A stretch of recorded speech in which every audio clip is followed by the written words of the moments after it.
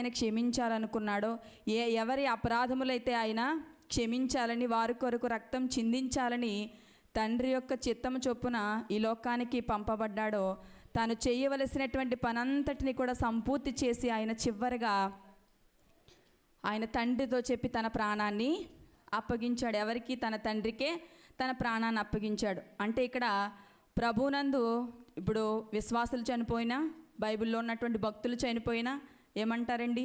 ప్రభునందు నిద్రించారంటారు కదా. కానీ ఇక్కడ యేసు ప్రభు వారు నిద్రించినట్లు అంటారా, చనిపోయినట్టు అంటారా?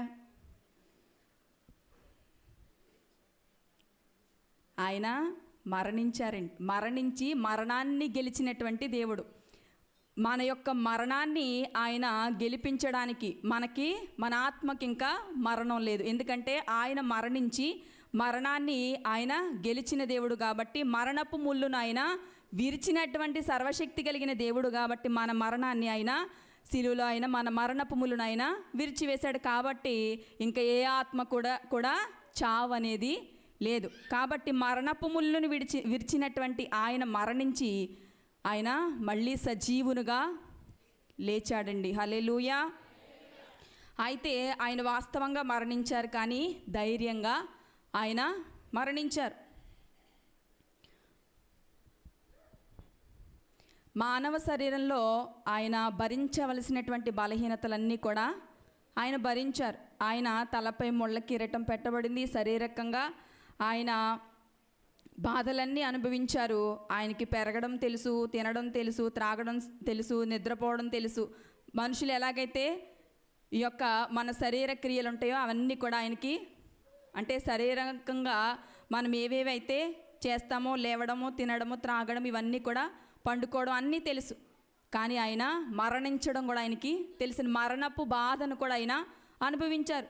శారీరకంగా అమ్మో మరణ వేదన దేవుడికి తెలియదేమో, దేవుడు కాబట్టి అని అనుకుంటాం. కానీ ఆ మరణ వేదనని కూడా దేవుడు అనుభవించి చూపించి ఆయన తిరిగి వెళ్ళడం జరిగిందండి. అయితే అప్పటి వరకు సిలువ మీద ఉన్నటువంటి ఆయన అనేక మంది చేత గేళ్ళు చేయబడ్డారు. ఆయనకి తల మీద ముళ్ళ కిరీటం పెట్టబడింది. అప్పటికి చాలా గంటలు ఏంటంటే ఆయన ఎవరి చేతిలో ఉన్నారంటే పాపుల చేతిలో ఉన్నారు. ఆయన పాపుల చేతికి అప్పగించబడ్డారు. పాపుల చేతిలో ఉన్నటువంటి ఆయన ముళ్ళ కిరీటం పెట్టబడ్డారు.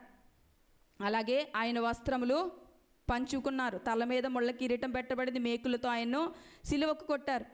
అప్పటి వరకు పాపుల చేతిలో ఉన్నటువంటి ఆయన అప్పటికి దేవుని చేతిలోనికి వెళ్ళిపోయారండి. దేవుని చేతిలోనికి వెళ్ళినటువంటి ఆయన అంటున్నాడు కదా, నా ఆత్మ నా యొక్క ప్రాణాన్ని నీ చేతులకి నేను అప్పగించుకుంటున్నానని చెప్పి తన ప్రాణాన్ని విడిచిపెట్టారు. ఆయన చేయవలసిందంతా కూడా చేశారు. ధైర్యంగా ఆయన ప్రాణాన్ని తన తండ్రికి అప్పగించుకున్నారు.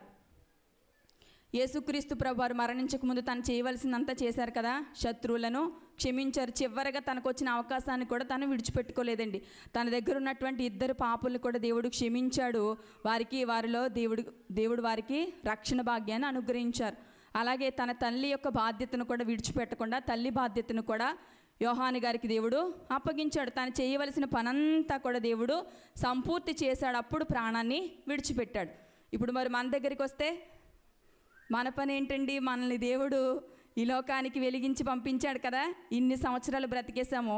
ఎవరు ఎప్పుడు మరణిస్తారో తెలియనటువంటి పరిస్థితులు. కానీ మన బ్రతుకును మనం ఎలా బ్రతుకుతున్నామో మనం ఆలోచన చేసుకోవాలి. మధ్యాహ్న కాల సమయంలో సమయం అయితే లేదు, కానీ ఇది చెప్తే చాలా 1 గంట సేపు మెసేజ్ ఉంటుందండి.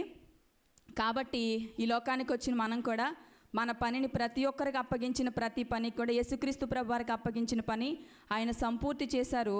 ఈ లోకంలో నువ్వు నేను కూడా ఆయన ధైర్యంగా మరణించారు. ఇప్పుడు ప్రస్తుత కాలంలో ఏంటంటే ప్రతి ఒక్క మనిషికి, అంటే ఏ కాలంలో కూడా కావచ్చు, మరణం అంటే భయం. ప్రతి ఒక్కరికి కూడా ఏంటంటే ఎక్కడా భయపడినటువంటి వ్యక్తులు దేనికి భయపడతారంటే, ఎంత సామర్థ్యులైనా, ఎంత శక్తివంతులైనా, ఎంత సంపన్నులైనా, ఎంత బలమున్న వాళ్ళైనా, ఎంత ధనమున్న వాళ్ళైనా దేనికి భయపడతారంటే మరణానికే భయపడతారండి. ఆ మరణపు ముళ్ళును విడిచి ఆ యొక్క మరణాన్ని ధైర్యంగా ప్రభువు ఎదుర్కొన్నారు. ధైర్యంగా ఆయన మరణించారు. మనం కూడా ధైర్యంగా మరణించాలంటే ప్రభువుకి మన జీవితాన్ని మనము అప్పగించుకున్నప్పుడే ఖచ్చితంగా ప్రతి ఒక్కరికి మరణం అంటే భయము తొలగిపోతుందండి. ఎందుకు మరణం అంటే భయం ఉంటుందంటే, దేవుని యందు విశ్వాసం లేని వారికి.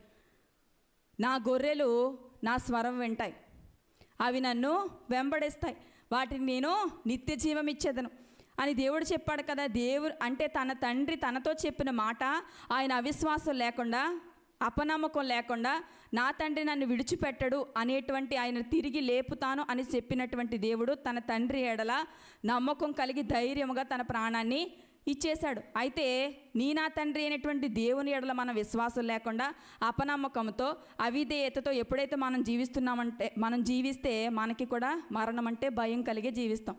కాబట్టి ఆయన స్వరాన్ని విని ఎప్పుడైతే మనం ఆయన యందు విశ్వాసం ఉంచుతామో, ఆయన ఖచ్చితంగా నమ్మదగినవాడు, నీతిమంతుడు, యథార్థవంతుడు. కాబట్టి నేను ఎప్పటికీ నిన్ను ఆయన విడిచిపెట్టనని వాగ్దానం చేసినటువంటి దేవుణ్ణి ఎప్పుడైతే మనం హృదయపూర్వకంగా నమ్ముతామో, నిత్య జీవం ఇస్తానని ఆయన యొక్క మాటను మనం ఎప్పుడైతే లక్ష్యం ఉంచి మనం ఆయన యందు పూర్తి విశ్వాసం ఉంచుతామో, అప్పుడు మరణ భయం నుంచి మనం కూడా విడిపించబడతామండి.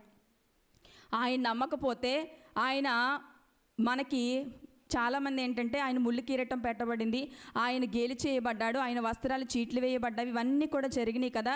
ఈ లోకంలో మనం కూడా ఏంటంటే ఆయన పాపుల చేతికి అప్పగించబడ్డాడు. మనం కూడా ప్రస్తుతము ఎక్కడ జీవిస్తున్నామంటే ఈ లోకంలో జీవించిన మనము ఈ లోక సంబంధమైనటువంటి అంధకార చీకటి శక్తులతో పోరాటం చేస్తూ ఉన్నాం. అనేక శరీర బలహీనతలు వస్తాయి, ఆర్థిక ఇబ్బందులు వస్తాయి, ఆరోగ్య పరిస్థితులు వస్తాయి, అనారోగ్య పరిస్థితులు గుండా నడిపించబడతాం. ఎప్పుడైతే దేవుని యందు మనం విశ్వాసం కలిగి జీవిస్తామో, ఆ యొక్క మరణ భయాన్ని దేవుడు మన నుంచి ఆయన విడిపిస్తాడు. ధైర్యంగా ఆ శోధనలన్నిటినీ కూడా ఎదుర్కొనే శక్తిని దేవుడు మనకి అనుగ్రహిస్తాడు. ఎప్పుడంటే మనం హృదయపూర్వకంగా ఆయన్ను నమ్మినప్పుడు. ఆయన నమ్మాడు తన తండ్రిని, మనం కూడా ఎప్పుడైతే ఆయన నమ్ముతామో ఏ పరిస్థితి అయినా సరే ధైర్యంగా మనము ఎదుర్కోగలుగుతామండి. ఆయన ధైర్యంగా తన తండ్రికి తన ప్రాణాన్ని అప్పగించాడు. మన జీవితాన్ని కూడా మన తండ్రి చేతిలో మనం పెట్టుకుంటే దేనికి మనము భయపడమండి, దేనినైనా సరే మనము జయించగలుగుతాం. కొద్ది మాటలు దేవుడు దీవించునుగాక. ఆమేన్.